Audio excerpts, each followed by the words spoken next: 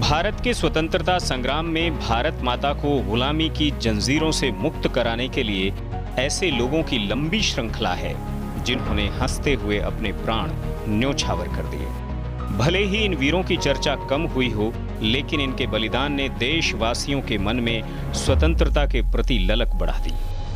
ऐसे ही सपूत हैं खुदीराम बोस, जिसने महज 18 साल की उम्र में ही फांसी के फंदे को गले लगा लिया। मुजफ्फरपुर जेल इसकी गवाह है। खुदीराम बोस का जन्म बंगाल के मेदिनीपुर जिले में त्रैलोक्यनाथ बोस और लक्ष्मी प्रिया देवी के घर हुआ। पहले ही 2 भाइयों की बीमारी से मौत होने के कारण इनके जन्म के बाद बुरी नजर से बचाने के लिए एक टोटका किया गया। बड़ी बहन ने 3 मुट्ठी चावल देकर इन्हें खरीदने का टोटका किया। बंगाल में चावल को खुदी कहते हैं, इस कारण बालक का नाम खुदीराम पड़ गया।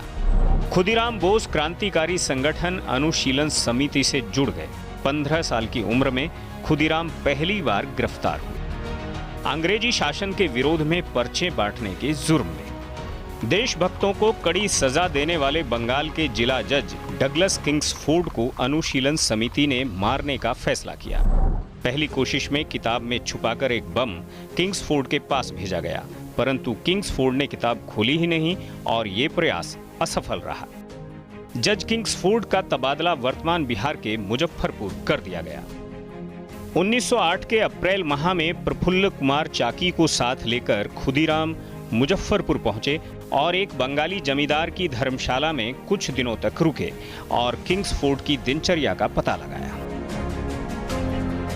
30 अप्रैल की शाम किंग्सफोर्ड हाउस की ओर से बग्घी निकली तो खुदीराम ने उस पर बम फेंक दिया। जोरदार धमाके के साथ ही बग्घी में सवार 2 लोग मारे गए और उस बग्घी में किंग्सफोर्ड नहीं बल्कि लोकल बैरिस्टर प्रिंगल कैनेडी की पत्नी और उसकी बेटी भी थी। धमाका होने के साथ ही खुदीराम और प्रफुल्ल कुमार चाकी वहां से भाग गए, लेकिन दुर्भाग्य, जल्दबाजी में चादर और जूते वहीं छूट गए। पुलिस दोनों के पीछे लगी। भूखे प्यासे 25 किलोमीटर चलने के बाद पूसा के पास वैनी स्टेशन के मुहाने पर एक दुकान पर पता चला कि मरने वाला कोई और था। हड़बड़ाहट में मुंह से निकला कि जज डगलस बच गया। बस इतना सुनते ही दुकानदार को शक हुआ और पुलिस को उसने सूचना दी। पुलिस ने इन्हें घेर लिया। खुदीराम गिरफ्तार हो गए। प्रफुल्ल गोली चलाते हुए भाग निकले, मगर 1 मई को पुलिस से घिर जाने के बाद प्रफुल्ल ने खुद को गोली मार ली। उनकी पहचान के लिए अंग्रेजी पुलिस ने उनका सिर काटकर मुजफ्फरपुर भेजा।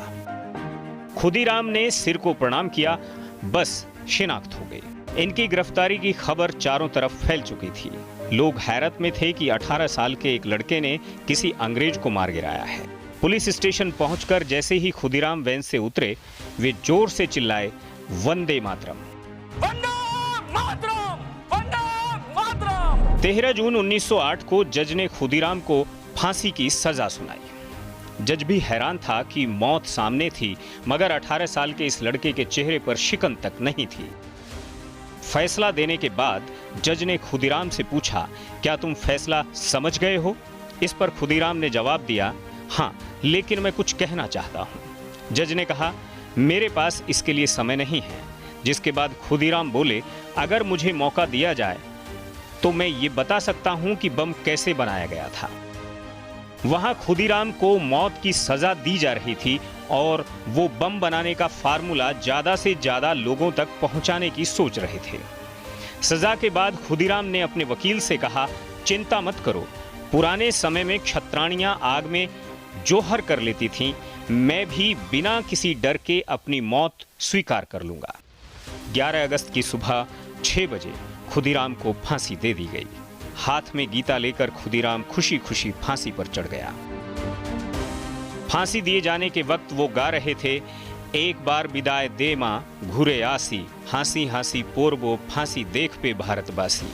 इसका मतलब है, एक बार मुझे विदा दो माँ, मैं जल्दी लौटूंगा, पूरे भारत के लोग मुझे देखेंगे और मैं हंसते हंसते फांसी पर फिर से झूल जाऊंगा। मुजफ्फरपुर की इस जेल में उन्हें फांसी दी गई।